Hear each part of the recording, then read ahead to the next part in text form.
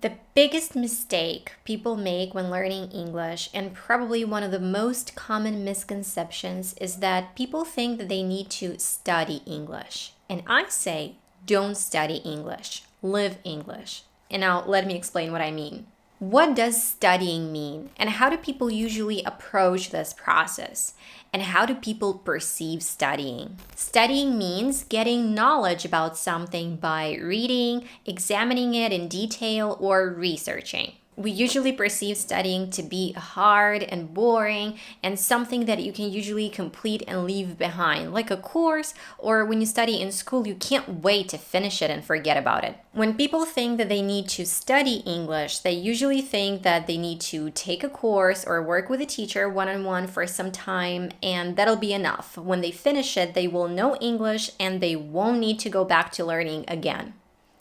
Boy, are they wrong. Well, to be fair, to each his own. If your goal is just to pass a test like IELTS, then yeah, you pass a test and you forget about it. That's why it's important to determine your goal. Do you need English to pass an exam or test? Do you learn it for fun? Are you actually serious about it and you want to truly become fluent in English? Do you need it for work, or do you have an intention to move to an English-speaking country? A lot of people do need to just pass the IELTS exam. So they study for that, they get their band, and they just relax and stop because that was their goal. You can reach a certain level in English and maybe even a very good level, but then what? If you just quit practicing and using English, your skills will worsen. Of course, you can take breaks from learning. If you go a month without saying a word in English and not listening to anything in English, you'll be fine. But if this period expands to a year, you most likely are going to have to work on some skills once again, especially speaking, and you might forget some vocabulary. That's why I prefer living English. What do I mean by living English? You need to surround yourself by the English language so that you have no choice but to use it. You need to incorporate it into your life so much so that it doesn't feel like learning anymore, but is just a part of your everyday life, part of your routine. This way, you will not forget English, you will not lose your skills. On the contrary, you will be only improving every day, little by little. You probably won't even notice your progress because it's going to be a constant thing. But mark my words, one of these days you'll be told that your English is great and you'll be amazed by your English. And you'll think to yourself, but wait, how did this happen? That wasn't hard at all. And that's the beauty of living the language. You improve while not even realizing it. Although it might not be easy at the beginning because it takes a bit of an effort and discipline, but it'll be so worth it. Because you can't just stop learning and using a language and expect it to stay the same level. Have you heard the saying, if you don't use it, you lose it?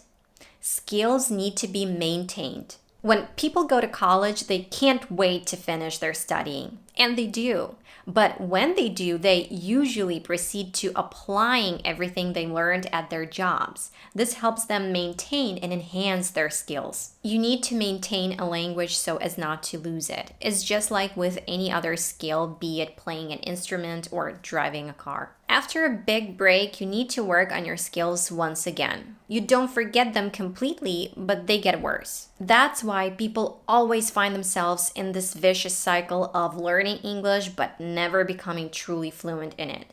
Becoming fluent in English is a goal for a lot of people, but the road they choose to get there oftentimes isn't the one that's going to get them there. By the road, I mean the mindset with which people approach learning a language and the approach itself. Let's just take my family as an example. We live in Ukraine, and you will very rarely see a tourist here in our city that speaks English, and finding someone to speak English with is also incredibly hard. You can take courses here, of course, and participate in speaking clubs, but I think that these options are available pretty much everywhere, and they are not free. My family kind of lives in its own little world where we watch and listen to everything in English. I use English for my Instagram. I write posts and post stories in English. Our 2 channels are in English. I read everything in English. I speak English with my husband and son because we're raising our son to be bilingual. However, way back when, I had lessons on Cambly, I worked with an accent coach, I took an accent course, I participated in English studying group and speaking clubs. I made a lot of friends who I could speak English with, including native speakers. I talk about this in more detail in my video called How I Became Fluent in English. So even if you live in a country where nobody speaks English and you have no one to practice with, you can still live English. Believe me, over time you get used to this so much that you don't even understand how you had lived before and why the heck you waited for so long to do that. My husband, for instance, never even had a goal to learn or become fluent in English, but he didn't mind when I asked him to create 2 channels in English and watch everything in English and occasionally speak English. He never checked any words or practiced deliberately. He just asked me about the things he was interested in. And now his English is at a fairly good level for a person who acquired it passively. I'll link my videos in the description where I talk about how you can work on your speaking skills on your own and where you can find speaking partners and also where you can learn English online. And lastly, I wanted to say that one very important thing you need to learn to do is to enjoy English, learning it, speaking it, and find your ways to have fun with it. Because if you think that doing all of this is too much and it feels like a burden to you, you're not gonna last. Okay guys, that's it for this video, and I really hope that it was useful for you. If that was the case, give this video a like, share it with your friends, watch it again and again and again and again, 10 times in a row, and I'll see you in the next one. Bye. And improve yourself.